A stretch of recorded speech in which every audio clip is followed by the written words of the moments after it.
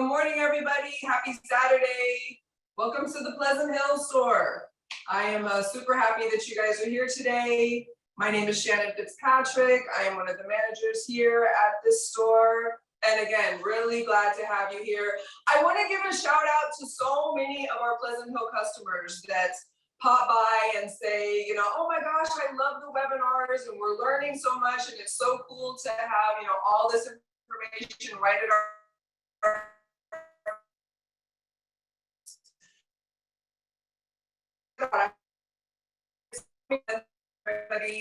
and also some suggestions, hey, do a class on this or do a class on that, or remember when you were talking about this or so-and-so was talking about that, that was really how we had ours. So all of the comments really, we appreciate that you guys are taking the time to, tune in live on Saturday mornings and on our, Wednesday evenings. But like Taylor said, definitely check in, to the website and watch anything that you had wanted to see but weren't able to catch. It's one of the best things about this program to me is that you can then go back later and watch it. I'm one of those people where I'm watching and I'm all excited and then I'm like, wait, what did she say?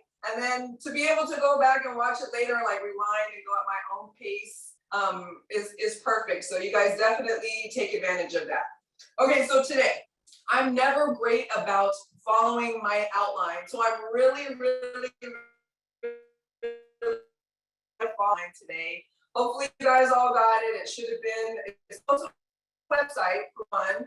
And secondly, it should have been in the email that came from Jen from Sloat. That was your invite to join the call. There should have been a link for the outline.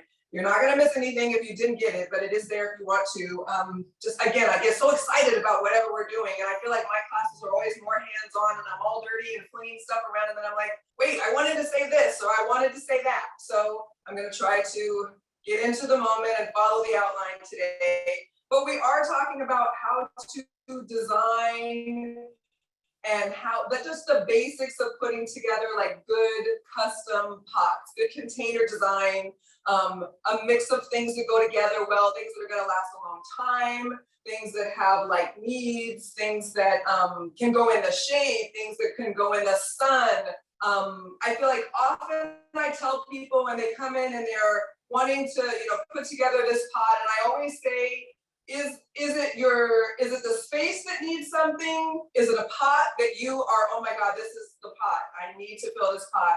Or is it a plant? Do you have this plant that's like, this needs to be in a pot somewhere, it is amazing and I want to show it off?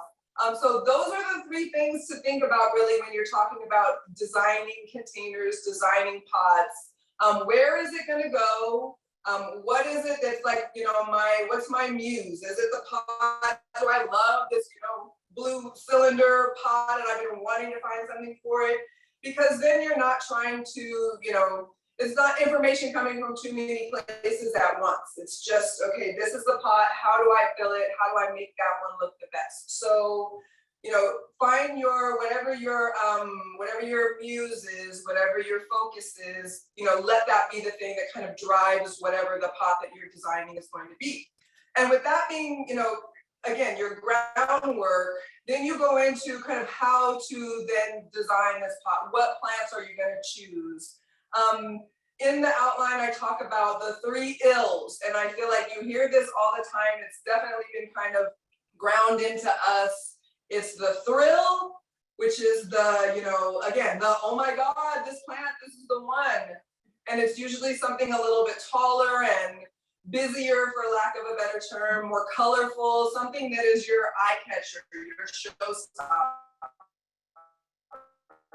The fill. And the fill is, what kind of goes around that? What, maybe fills in the bottom empty spots where the trunk is. What's going to kind of give you that fullness and that roundness so that it's not just this one, big, beautiful thing. Although you can, if you have one showstopper, rose bushes are a good one for just being a solo pot. But if you want something, again, that's just a great showstopper, but it needs some companions, then definitely that's your fill.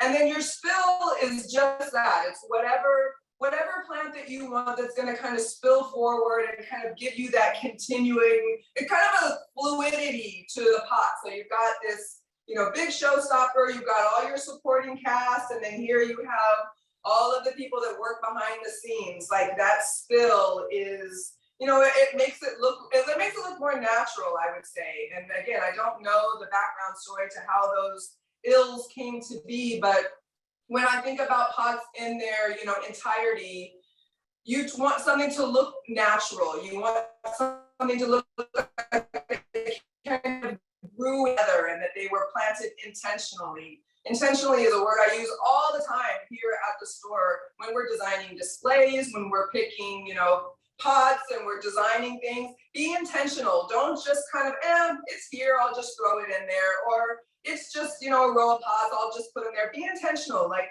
really choose what it is that you want to use. Focus on that. Try to make it as natural as possible. Like, this is something that you're going to live with it for a little while. So those are the 3 ills: thrill, fill, and then a spill that's going to, you know, spill forward. In this case, I have a pot here that's going to be my shade pots, but like, this is my thriller. This is my fill. This guy and this guy, beautiful hooker to give me some color. And then I've got a nice Glecum in here, variegated, that's going to be my spill. So it's going to spill forward, you know, out of the pot, and again, give it that fluidity. I am my own cameraman today. I should have said that ahead of time. So Taylor, whoever, let me know if you can't see something or if I need to do a better job. I will try to be still at some point in time. Okay, so when you're designing a pot, I have pots at my house that are, this is the pot that I want it to be here. It has what I want in it. It's sitting in the place where I don't really want to have to mess with it. It's going to grow and I'm going to prune it and I'm going to care for it and it's going to fill in and be amazing and it's going to be there. That's its job. And then I have pots that are this constant rotation of, oh my God, did you see this new came in to the nursery? Like, I have to have this. So out goes something that maybe wasn't as happy, or, you know, I trimmed something back and now there's this ginormous empty space, ginormous being a very loosely used word because there's never a ginormous space, but I have a space and this thing is so gorgeous that I need it. So think about, you know, when you're making pots, it's okay to move things. It's okay to, you know, have something that is a set plant and a set kind of duo little family in the pot, and you just maintain that over time. And then it's okay to have one that's, you know, just kind of a short timer. I have a lot of people that are, I'm staging my house, or I like to use annuals, or, you know, I just want something to give me some color right now. And then, you know, when this season comes, I'm going to change to this. Totally get it. Absolutely okay. But just knowing that ahead of time so that as you're planning what you're going to use, you know, you have the right things and you're not using something that is, you know, is going to die out and you wanted that to kind of be your forever pot. So again, paying attention to that kind of thing makes a lot of sense. Annuals versus perennials is a big one. You know, it is, that's what keeps you from, you know, this temporary look to something that's going to last, you know, throughout the seasons. And it's going to come back year after year. So depending on, I have found that, you know, and you can even do some of each in, you know, in a pot. You can have some annuals mixed in with your perennials. Again, just knowing that those are going to die out. They're not going to come back and you're going to have to replace them eventually. And maybe it's with another of the exact same thing or something similar or whatever the season lends. And then maybe it's something else. And it's okay to have some blank spots if you want to. That's what, you know, little rocks or good sized rocks and gravel and stuff like that is for. If you're just trying to cover space and you don't want to fill it in at that time, no problem. Absolutely no problem at all. Like I said, this is kind of, it should be something that, you know, you're able to work with over time and that you can change and, you know, kind of becomes a project pot. Okay, so choosing the correct size pot. This is a big one. You know, plants grow. Right? Let me say that again. They grow. They're gonna get bigger. So even though you start with this cute little baby, whatever, you know, Lysimachia, it's gonna get full and it's gonna start spreading and it's gonna travel down the pot, this one in particular. So you have to keep that in mind. You want the right pot. I don't want to put a Lysimachia into a little short pot because this puppy is a good spiller. it'll trail and trail and trail and trail. I've seen it go all the way down the side of pots. And so unless I want to constantly be trimming, or if I want to, you know, if I want it to just stay where it is and I don't want it all over the ground or whatever, then, you know, this is not the right spiller for something like that. You know, then maybe I do something that's going to grow a little bit slower, maybe something more in the succulent family, like a string of pearls or something like that, where it's not quite this, you know, massive growth. So just keep in mind that whatever your pot size, you know, you want to pick things that go along with that fit into that well, are going to grow into that. Again, you don't have to fill every space right away unless you want to. I'm one of those people that I want it to look nice and full right away. I want it to be, you know, jaw-dropping from the moment that I step away from it. So I tend to kind of pack things. But again, I know that as time goes on, I'm gonna have to cut back and do my thing, but I have to pick the appropriate pot because of that. So I often tend to pick bigger pots, and you're looking at not only the width, you know, the space around. Hope you guys can see this guy. You're not only, you know, looking at this, but you're also looking at the depth. This.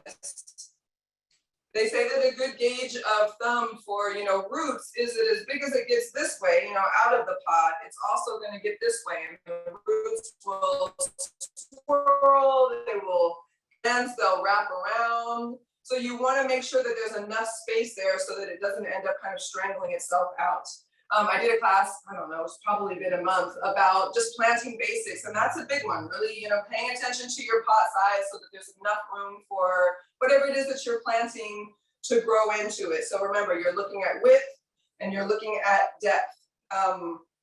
This is maybe a little bit shorter than I would do for this under normal circumstances, but I can't get all big pots in here for this demo. So keep in mind that if I was doing this home, I would probably want this to be at least a little bit taller so that I had more depth for the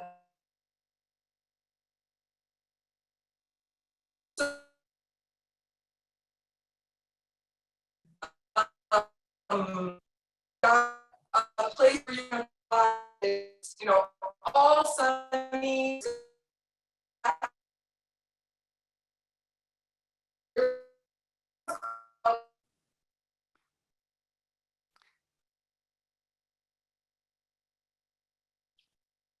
Hey, Shannon, it looks like you actually might be cutting out a little bit. You might have to go back over what you just said. Give it a second.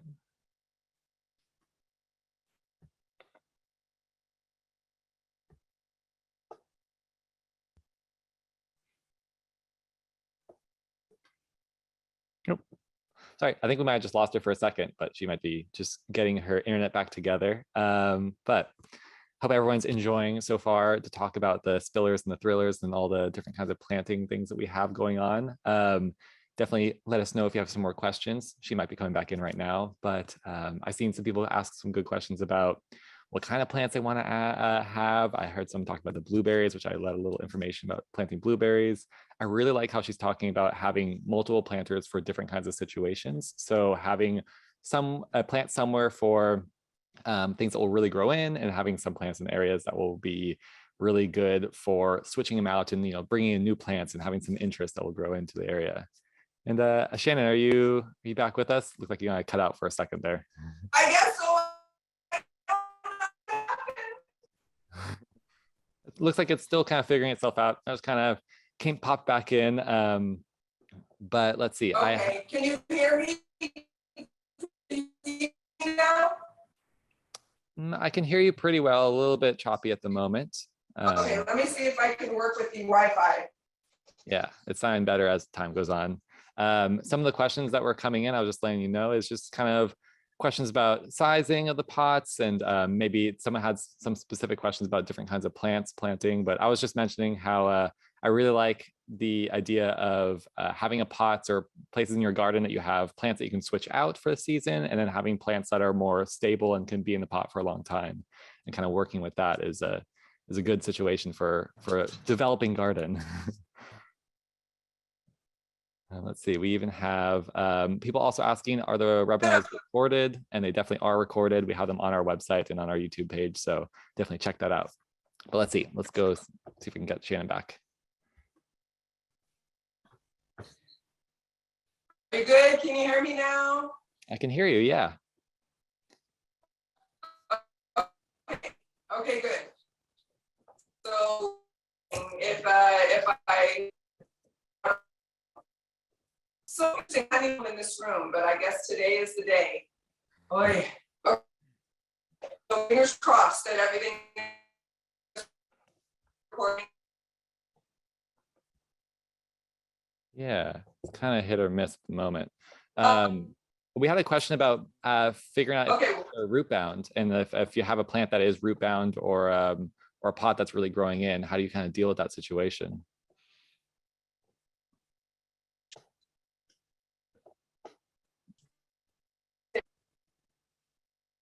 Oop.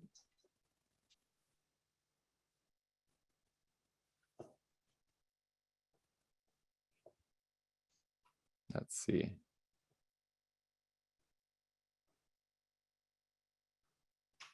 Things always fall apart a little bit when you're in the moment, right?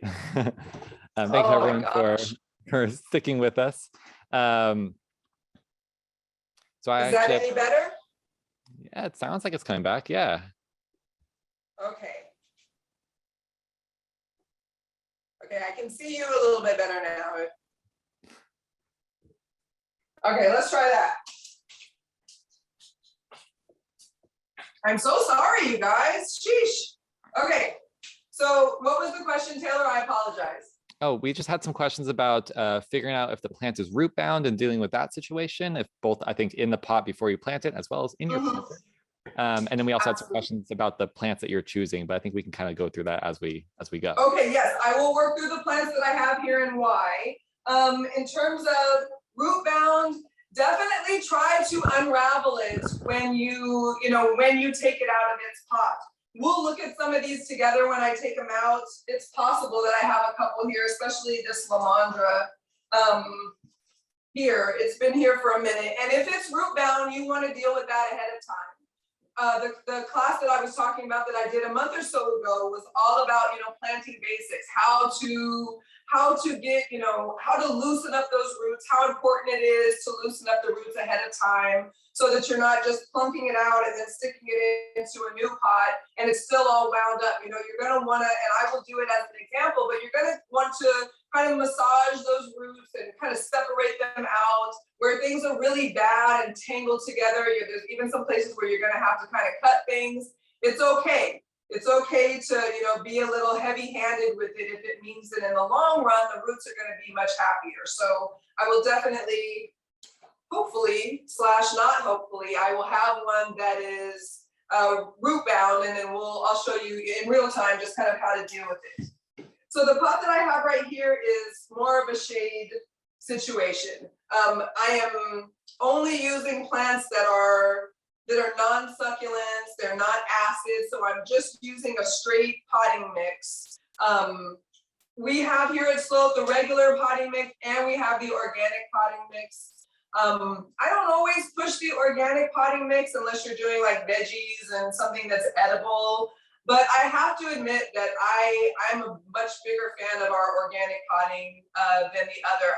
I just like the way that it feels better. So that's what I use all the time, but I feel like everybody kind of has their go-to. If you ask 10 of us, we'd probably say 10 different things. So it's definitely all preference. Let me go through how to put together this shade pot so that we can get moving here. So I've got here, I did this pre so that you didn't have to wait for me to fill up, this pot full of dirt. But I want to point out a couple things that I talk about constantly are keeper stoppers. Especially if this is a pot that's going to be outside, you really want to use a keeper stopper. It's like a little mesh covering. It almost looks like the fabric like that goes on your window. Of course, the word is escaping me right now, but that, it's like your window covering so that you can let air in and nothing else. It's just like that. It feels just like that. They come in little circles. I tend to cut mine in half or cut them into quarters if I'm just filling the small holes at the bottom of the pot.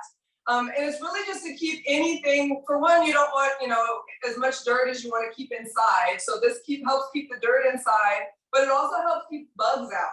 And I have heard and I have seen that like the pincher bugs are so bad already this year. And I had a pot once that was just consumed by pincher bugs. And so ever since then, I use this without fail. If they're going to get in, then they might have to get in on the top, but there's no way that they're coming up through the bottom. So I put one of these over any hole that's at the bottom of the pot. So know that I did this in advance. I recommend it very, very strongly. Keeper stoppers, we have them at all of the slopes, big deal. I'm using my gloves because I am just prone to splinters. I don't know what the deal is. So I have my pot, it's filled like, I don't know, let's say 3/4 or so of the way. I tend to put a little bit more soil in than I'm probably going to need, but then I maneuver it around like as I'm adding plants. I always start with my thrill, which in this case is a beautiful Dianella. This is a Casa Blue.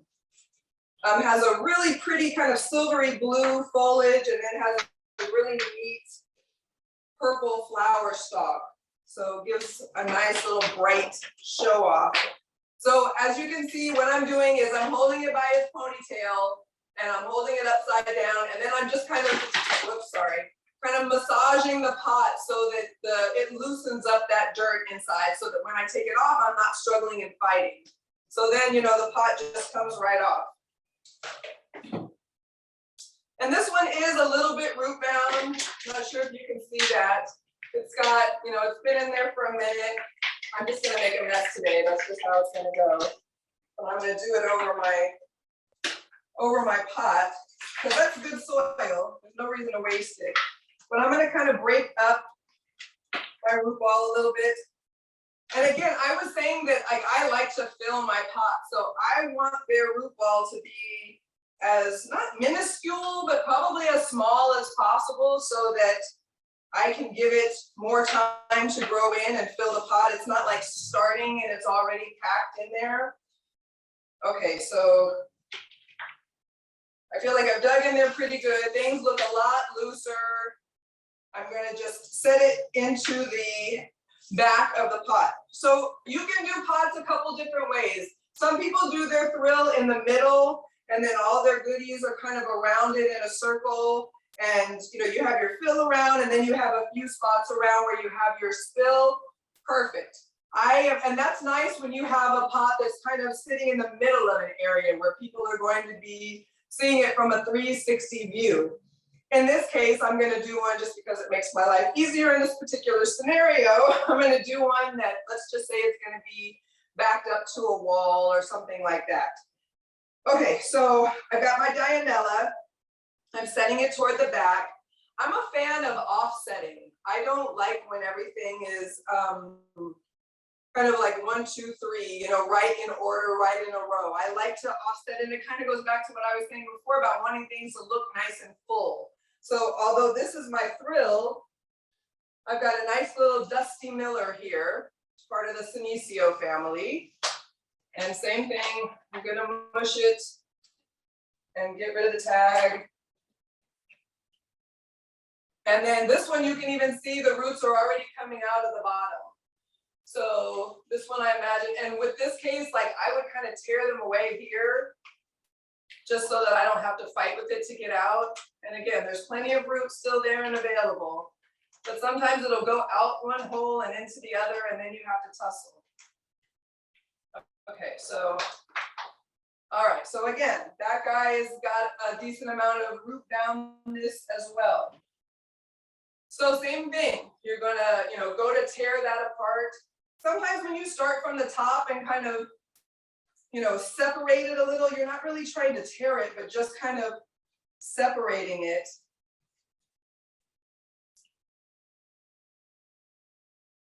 Then it will kind of open up on its own. But again, don't be afraid to get in there.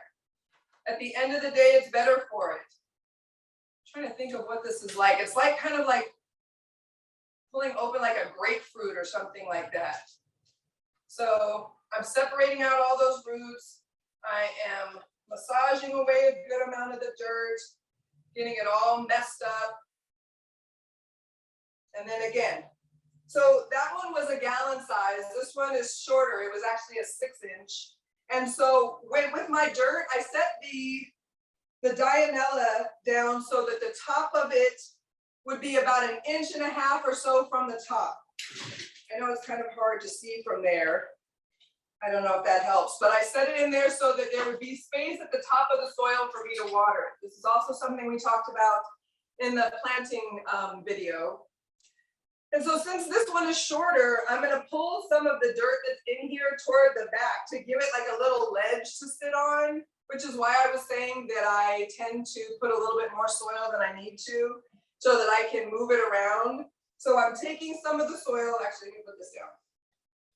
And then you just hold on. So I'm taking some of the soil. Stay there, Mr. Dianella. And I'm dragging it back and I'm going to tuck it along the back side of the Dianella so that it's like, I guess kind of insulated, that's the word.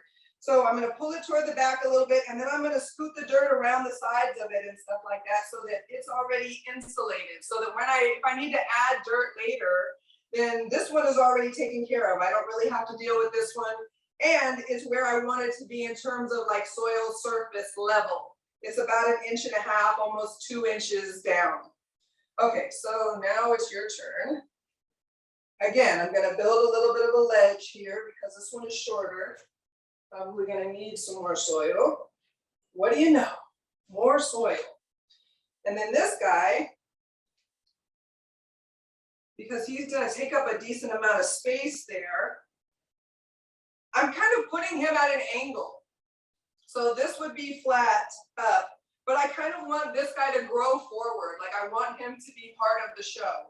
I don't want him to just grow tall and grow out. I want you to be able to see all this really cool foliage inside and see kind of how the rosettes like come out together. So I want to put this one at an angle, you know, maybe kind of leaning off to what is my right. It's probably your left.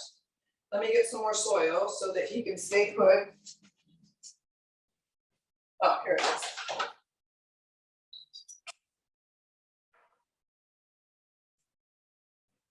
So I'm going to add a little bit of soil to the back. I probably should have had a cameraman for this one. And I'm going to add a little bit more to the front again so that I can massage it into place. So I have it where I want it. There's enough in the back. And now I'm just taking the dirt and like pushing it over to keep this guy in place. That's the other good thing about the kind of insulating move is that now, even though it's at an angle, it's pushed in and it's pressured in so that it's not going to move forward while I work with the rest of the space. So I'm going to add a little bit more dirt here. And Shannon, how do you deal with the amount of pressure that you're putting on the soil to kind of make sure the soil is all around? I know that a lot of times I see people sometimes plant things too loosely and sometimes plant things too packed, and like, you know, that's a good question.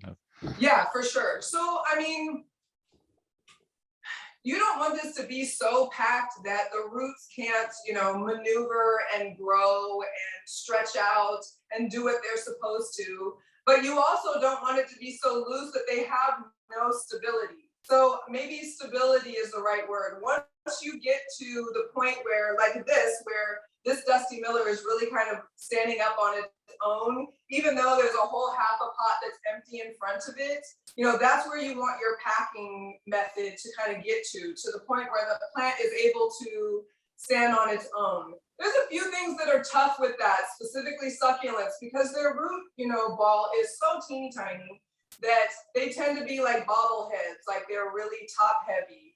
So it's easier with plants that are not like that, but we do have a couple of succulents here today, and we'll talk about that if I can hurry up. And it's looking really good so far. Yeah, no, definitely. Yay! I like the blues and the silvers and like the lighter kind of blues. Good. Right. Yeah. So okay, part of what I wanted to say, and I'm terrible about my outline, but is like, don't be afraid way to try different things. It doesn't all have to be pink. It doesn't all have to be the same texture. The whole point is that you have, you know, color and texture differences and height differences. And, you know, that's how, again, that's how things grow naturally. You know, you don't tend to go to some beautiful open field and everything looks like it's this monotone, you know, where you see in like new developments where there's like a Lamandra and a Breath of Heaven, a Coleonema, and the Lamandra and like things don't grow naturally like that. And so trying to find a way to make it look like, you know, these seeds just popped up and grew together this way, and look how gorgeous it is. So, you know, trying to find things that have that complement one another as opposed to like matchy. Okay. Yeah, Yes. it can coordinate without being just fully matching. Exactly. Yeah. Okay, so again, I'm just kind of compacting that soil around my two plants that are already in here as my bigger guys. And also because what I have left are quarts. So I went from a gallon in the Dianella to a 6-inch with the Dusty Miller, and now 2 quarts with my Heuchera, and then again, the Glechema. So to me, you don't have to have just one fill. You don't have to have just one, you know, anything. I think people tend to have just one thriller. Not me. Everything has to be a little bit of extraness. So I like to have a couple different, you know, really cool things going on. So again, I'm doing the same thing here with my Heuchera. I know it looks like I'm, you know, manhandling it, but I'm just like gently holding it, again, like a ponytail. It's easiest. You just want to mush the pot a little bit and just kind of, there we go. Once you see things starting to unhinge, it's good timing. Okay, you go there. So now I've got my Heuchera. And same thing. I don't want it to be any higher than everything else, but I want it to kind of fill in this space right here. And then I'm going to leave this little pocket for the Glechema. So that looks good. I'm happy with that. And while I hold it in place, like I'm going to dump some more soil in.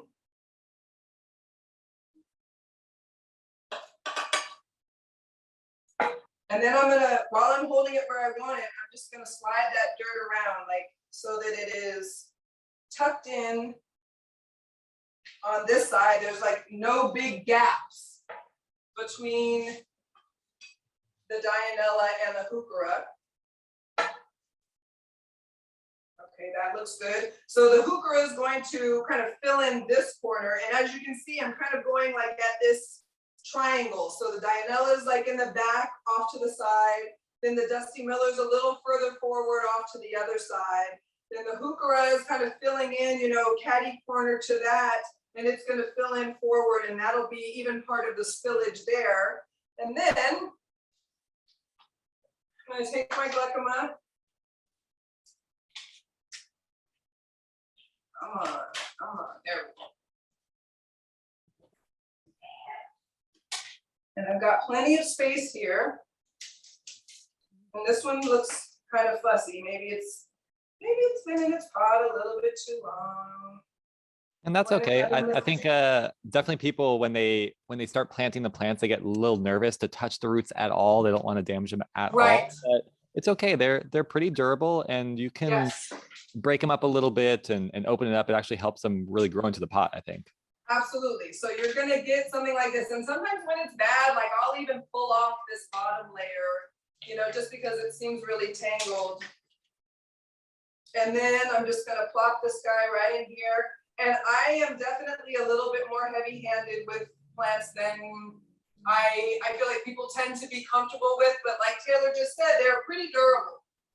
Mm-hmm. There are definitely some that are a little more fragile, a little more dainty. You have to be super careful with those, but yeah, it's all a learning process. I definitely found some plants, like you're saying, some of the succulents can have a really tender or small root system to be careful with, but some of them are just hardy as anything, and you can for sure. I mean, and that's the thing. You just kind of learn. I mean, I'm not saying I haven't, you know, torn apart a couple of plants here and there.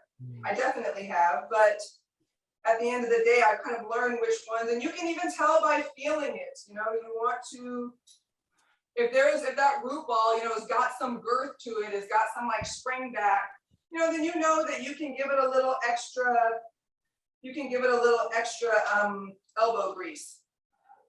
This right here is my pet peeve in life. Like when dirt gets all over the flower tips, I have like a little air blower. I'm so ridiculous. Yeah, I have When a it's little brush. Yeah, definitely. It's just, I'm so pathetic. So all the dirt is pushed down to, again, I know you can't see this very well, but Oh, it it's looks all great. pushed down to about 1.5 inches or so below the pot line. So then that's what this guy looks like.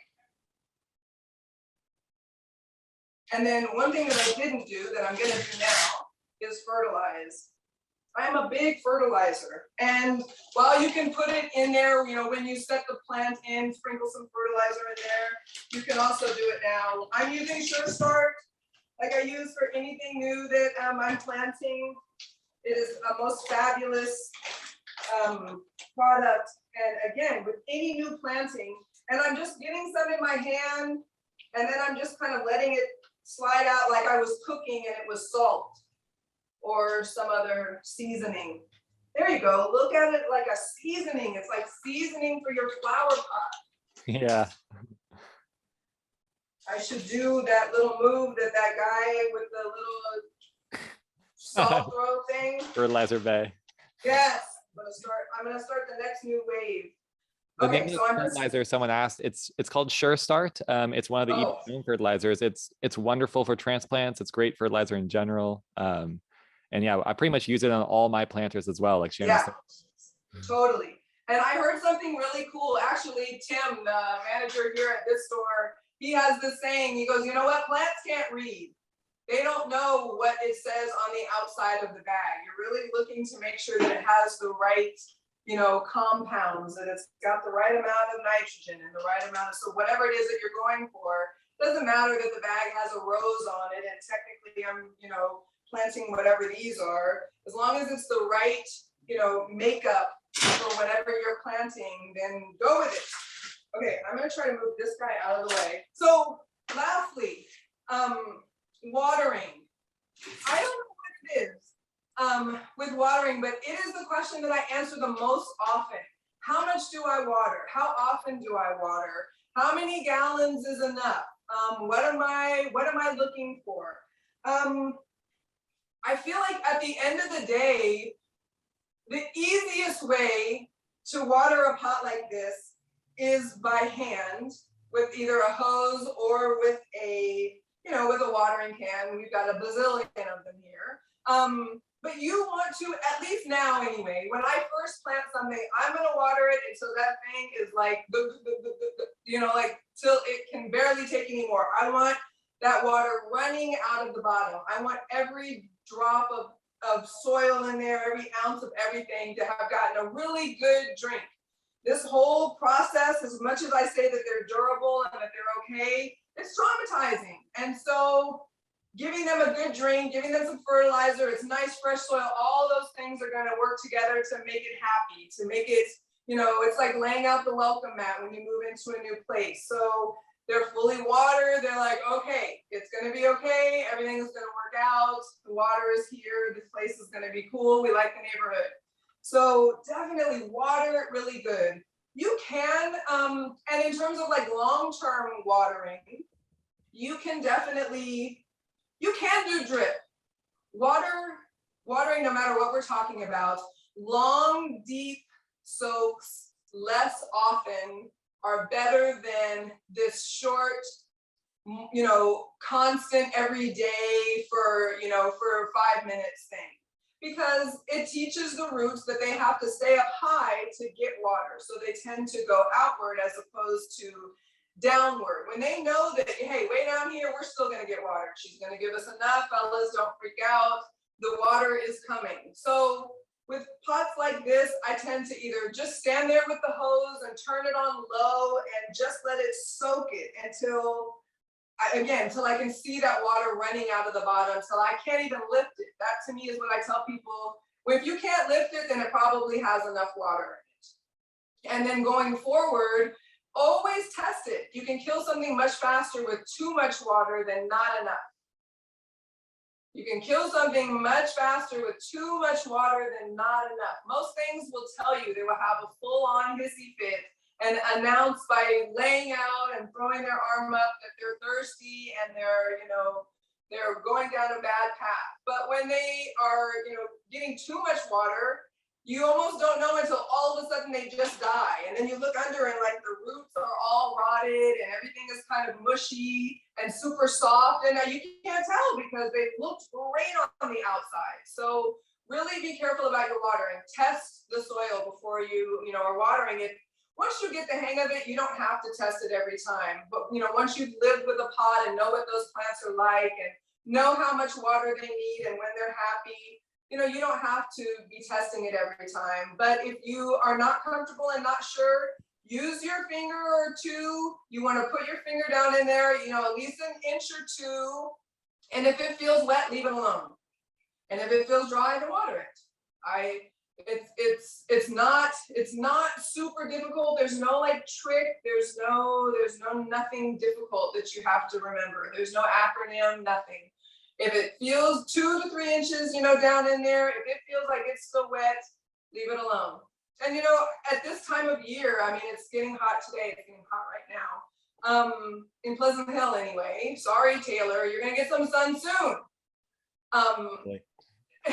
Exactly. So once it gets hot, you're going to be watering a lot more often. But this time of the year, you're just kind of getting to that point where you're having to water more consistently. But again, if it's totally heavy to the point where you can't lift it and it's got that much water in there, then that water is just like sitting there waiting for the sun to come out and the roots are like, we're still good, we're still good, we're still good. It's still nice and moist down here. We're still drinking, we're still growing. In terms of growing, let me move on from watering. If you need to trim back this dusty miller here and there, if it's getting like a little bit too crazy and chaotic, as it fills in, then trim some back. No problem. This is something, again, for me, this would be a long term. I want this pot to stay. So I'm going to trim little pieces here and there where I need to. With the Dianella, you can kind of pull off sections if you need to, if it's starting to get too big. Don't be afraid to trim some back. This Blecema is going to get long. It's going to fill in. Maybe it's a little much for, 6 months from now. Give her a trim. No problem. Okay, Taylor, any questions? We're answering them as we go. You're doing really good. Okay, I think let's move on to the more sun planter. I'm really excited to see that one. The sun plants, okay. I'll answer a question as you move stuff around. We had someone asking about how often do you fertilize the plants, and it's actually a pretty complicated question that has a fairly easy answer of just doing it consistently and at least every once in a while, which is very vague, but every plant's a little bit different. Usually a good idea is right before they really put in a lot of growth. So right before spring or summer, if that's a summer growing plant, giving it some fertilizer for it to use to grow during that season, as well as sometimes plants really like a little bit of fertilizer in their slower season for setting up their buds for the next season. So adding some bloom food in fall and winter is good. So it's not a super easy answer to have a very generic one, but giving it some fertilizer every couple of months is usually the best bet. Just kind of give it something to work with. Plants will react pretty well to that. Definitely. We like generic answers, Taylor. It's good. Yeah. Sometimes those are the best. So I love a good statement pot. I don't know if you can see this as well as I would like for you to be able to, but it's one of our, sorry, I have junk back here. It's one of our terracotta. It has like a really cool, it's got ribbing. Kind of ribbed along it. They're just gorgeous. And they're a good size. They're nice and deep. This one is the 20-inch. So I've got a good 20 inches along here. I would say it's probably about 2 feet tall. So I've got good depth so I can, do something good sized. Yeah, it's good for like a large part of your garden or your balcony. Yes. I have them at my house. I have like a staircase in my backyard that kind of goes from the lower level up to where the retaining wall level is. And I have one of these at each end. I have a super sunny backyard. And so it matches really well. It, you know, takes that heat really well. It is, it's just lovely. And what I love about it is that it kind of fades into the background, and what you see are the plants. So I'm not saying don't buy glazed or don't buy color. I'm just saying what I love about the terracotta is that depending on your situation, they kind of disappear and you just see the plants. So, okay, so for my sun pot, I'm gonna do myself a solid and give a little base of Sure Start here. Yeah, someone was even asking, like, when do you put the fertilizer in before, when do you put it in after? I think either way is fine, like you mentioned, right? Totally. I mean, because I'm gonna do so much fooling around and manipulating and stuff, I'm just gonna give it a little base at where I'm starting, and I'll probably add some more, you know, along the top as I'm finishing. Taylor, I have no idea what time it is, so you have to stop me whenever you need to. Yeah, we're, you know, later into the class, but I think getting through this pot is good. Okay, yeah, I'll go quickly through this one. If we have some participants, Okay. we can go a little bit longer. Yeah. Okay, perfect. So this is a leucadendron. This one is the chief, and it can get 6 to 8 feet tall. Now, obviously, it's not going to be able to live in my pot forever, but I will trim this guy back here and there and try to keep it in there as long as possible. But it's also gonna, you know, if it could get up to 3.5 feet, you know, when it gets to that point, then, oh my God, the show, just gorgeous. I'm a huge leucadendron fan.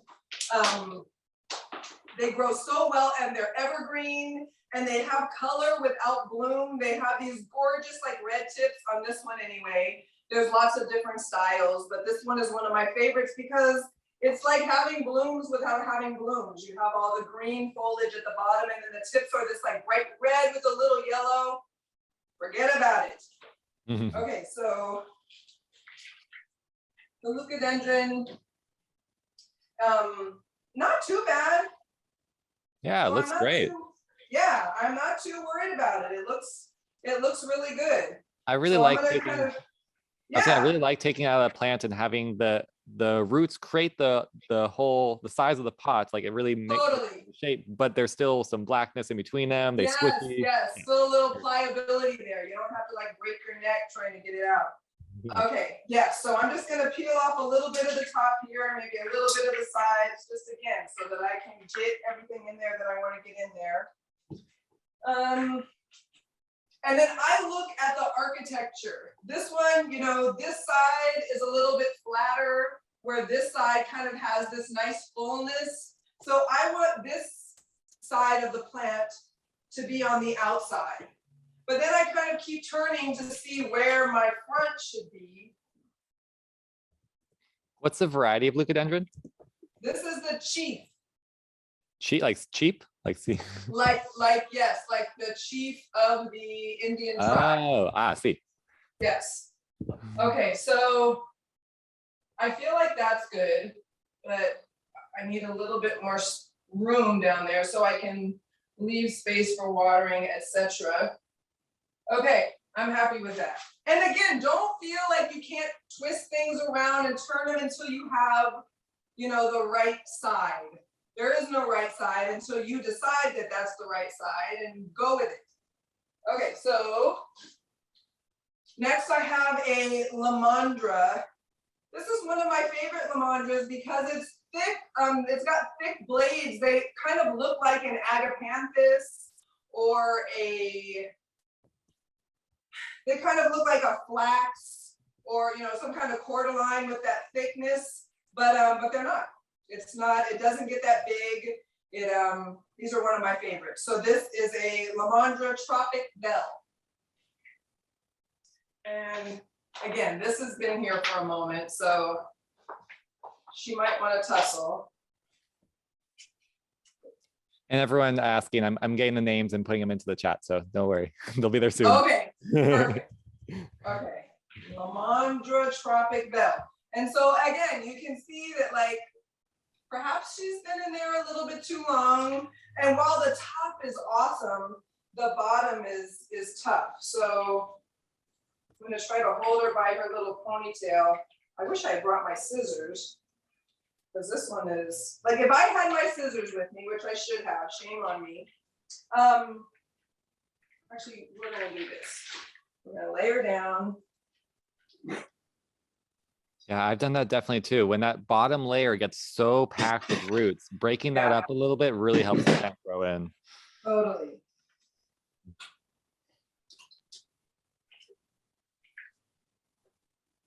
So again, if I had my clippers with me, oh, here we go. Then like I would tear this whole layer off.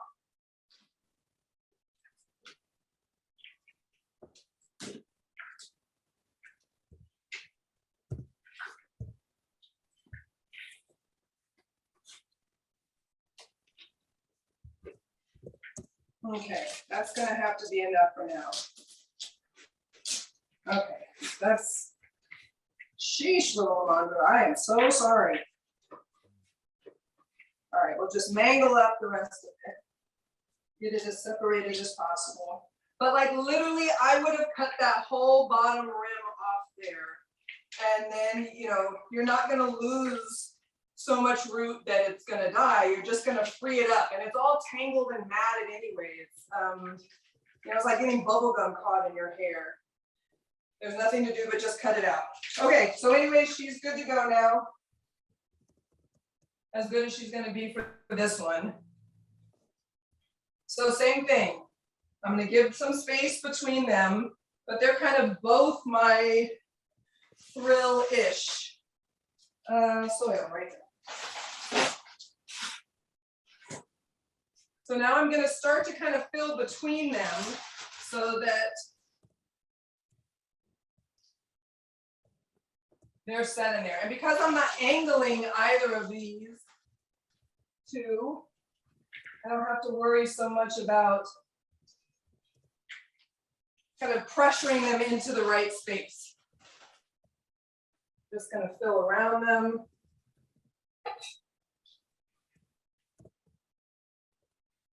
Okay, that's good.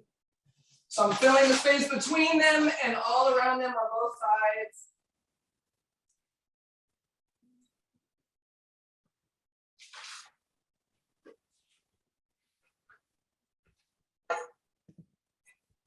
And just kind of packing it in there. I try to be careful of, you know, the fronds. Every once in a while, you're gonna bury one of them.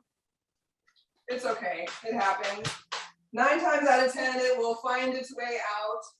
And if not, hopefully its friends and family will take up the cause. Okay. Okay, so here's a little spin for you, just because I want to keep it interesting. I'm also gonna put 2 succulents in this pot. This is a bulbine, and then this is a little echeveria.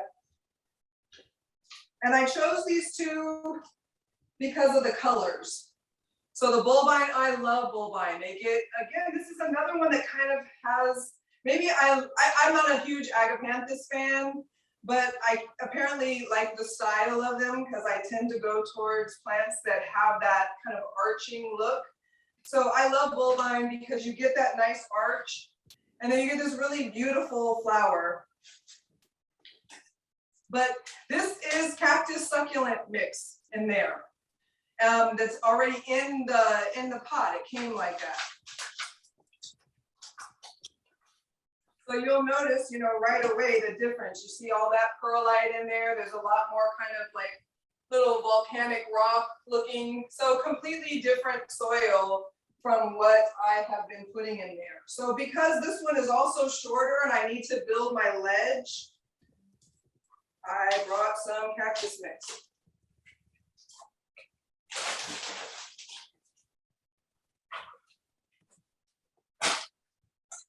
Yeah, I think it's also an interesting idea of having a little bit more dynamic soil inside your pot, where some areas may be a little bit more water attentive and some areas maybe a little more drainage. And that's totally fine.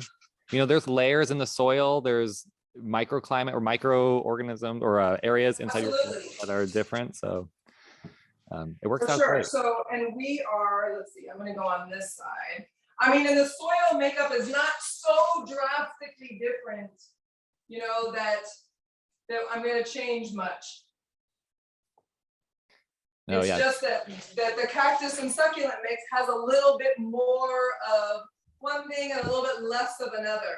But so all the plants will have kind of what their favorite place to be is around them.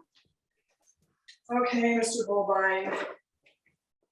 So I'm just gonna tuck him into, well, I kind of want that flower. Maybe on that side. Yeah. I think almost, matching the Lamandra, but being on the other side looks good. Yeah.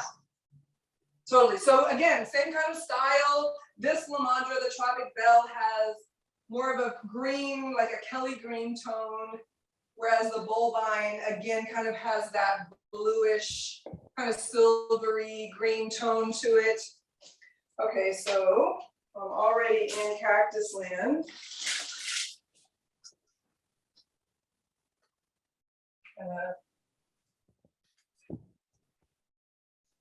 Put a little bit more cactus mix in there.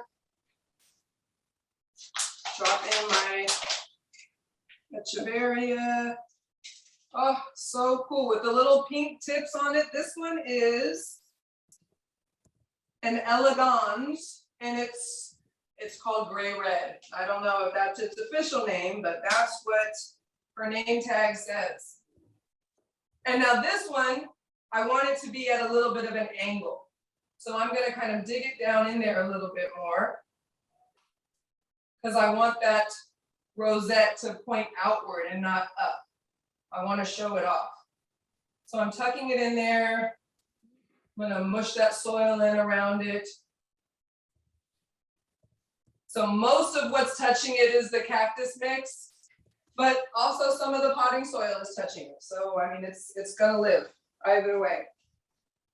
Okay, I have a nice little blue festica here. But I'm also gonna use, let me go back to my potting soil.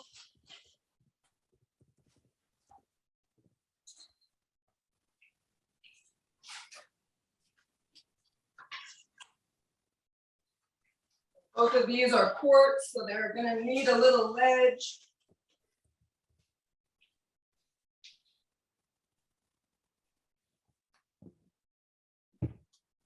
Is that blue fescue the last one of the pot? I'm gonna put some Lismachia. I'll put them both in there at the same time.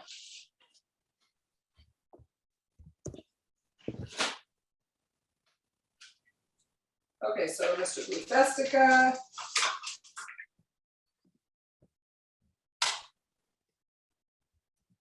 And again, has that nice blue tone.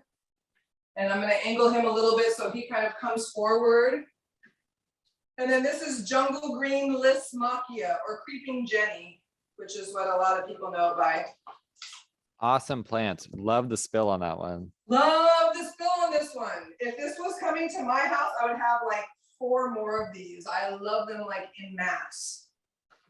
So same thing. It's got a nice little root bed in there. There's no problems. It's not fussy at all. It's not root bound.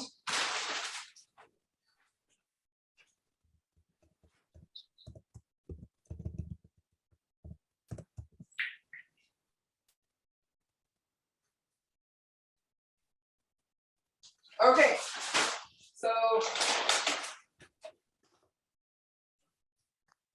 again, a little sprinkle, a little seasoning of fertilizer.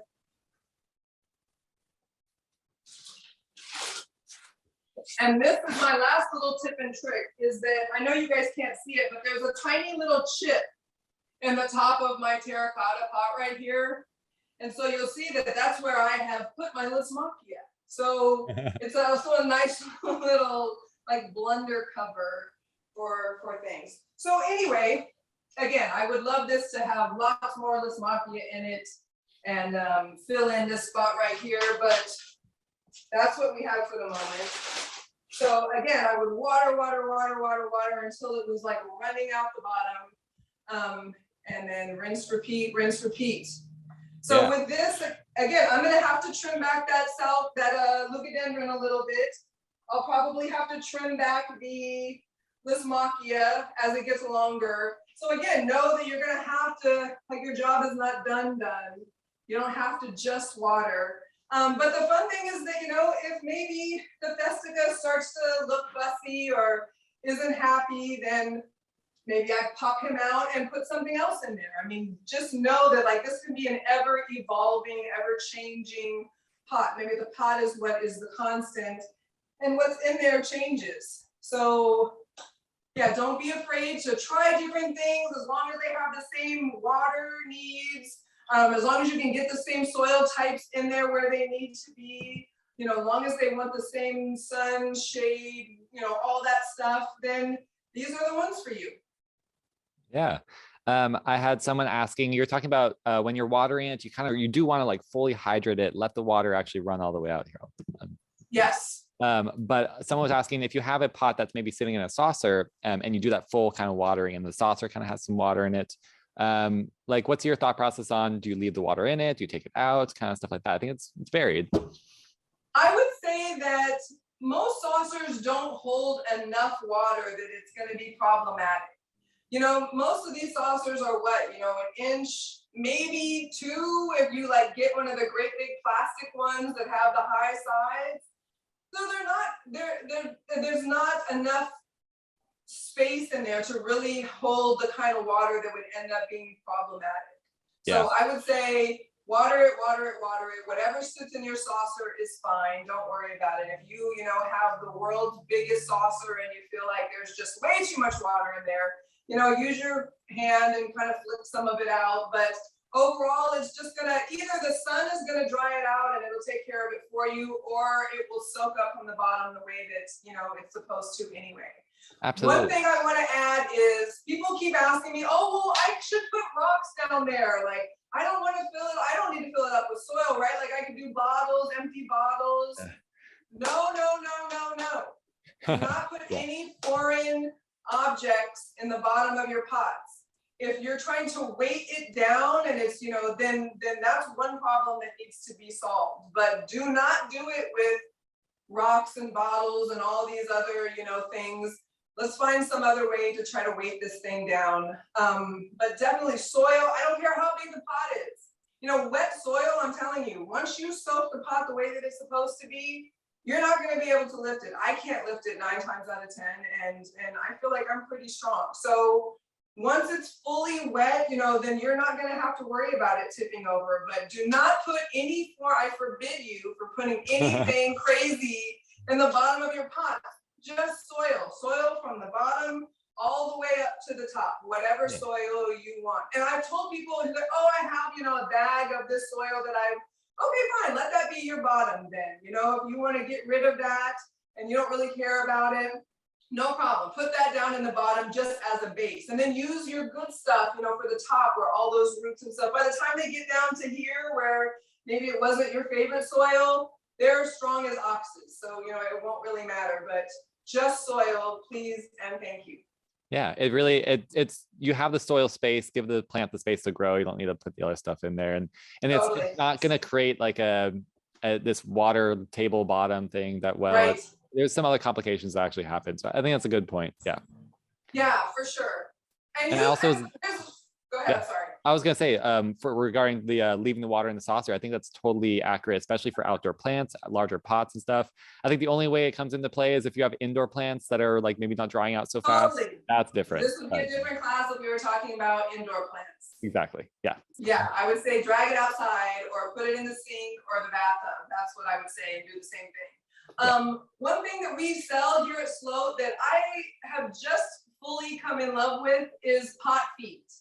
I have so many people that have outside pots that they love, but they're like, I don't want this thing running all over the place. And if I put it in the saucer and I do what you tell me to, it's gonna run out. We have these fabulous little risers. Yeah, look how cool I am. I actually have some sitting here.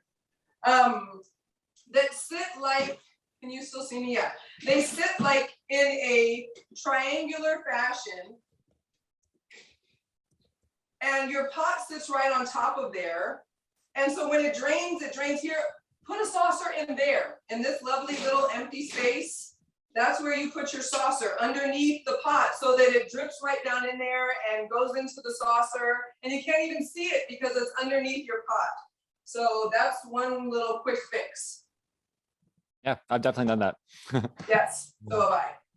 Okay, let's see. We are totally pretty much at the end of our class. I'm so happy that so many people stayed and asked so many good questions. Our chat was filling up. Your class was wonderful. I really like the pots and some good insight on how to actually deal with planting large containers and planting pots. Totally. It's not, don't be scared. It's not as scary as it seems. No. Come on down to Pleasant Hill. Let me walk you through it if you have any questions. And Yeah. I'm sorry that it ran a little bit long. Yeah, have fun with it, pick out some cool plants, test it out a little bit, but also follow the guidance of the people who know a little bit more, and they can tell you kind of what you should expect and then go from there. I think, yeah, everyone seems really happy. I don't have too many more questions. We got the names of all the plants in the chat. Okay, good. I'm really excited to see how these grow in. I know sometimes are you going to have them in your store displayed? Absolutely. Yeah. So come in. And like I said, I try to have them near where those plants are so you can see a demo of what it looks like in a pot. And again, most plants that can be planted in the ground can also be put in a pot. For full size, it will dwarf them a little bit. It's going to keep them from getting to their full size. But that doesn't mean that you can't use them. And again, maybe it's just for a season and then you put them in the ground. It can be a rotation. It doesn't have to be a lifetime commitment. Yeah, definitely. And if you have more questions, or if you actually were wondering about certain things, or you want to go back, all these are recorded. Like I was saying earlier, they're on our website, they're on our YouTube page. You can go back and look at all the plants. You did a great job mentioning the plants over and over again to really get that in people's brains. So wonderful there. We're going to have many more classes later on in the year. We have a couple coming up for pollinators, like I was mentioning, next week, and a few other ones. So learning about pollinators are definitely very important. People are asking about veggie planting classes and herb container planting classes. Totally good. Yeah, I was gonna do one of those. Don't be afraid to do a tomato. You get a good sized grow pot, a tomato. Do a salsa pot where you have some a tomato and maybe a pepper, a small one, and then you've got a cilantro and maybe an onion. Like, you can mix these pots. It doesn't have to just be flowers. You can intermix these things. Yeah, just like you intermix the succulents in there, it works out, and they generally figure themselves out. They don't need specific stuff. They can work together. And yeah, so if you have other ideas or class ideas and things you want to learn, definitely let us know. We have some contact information on our website, and I think we're gonna continue on our Saturday evening, or Saturday day, I guess. Saturday. Thank you, Taylor. Yeah. Thank you, Shannon, so much. And thank you everyone for joining us today, and everyone in the future watching this later on. So hope you have a good rest of your season, and good luck with spring. Bye. Bye everyone. Bye-bye.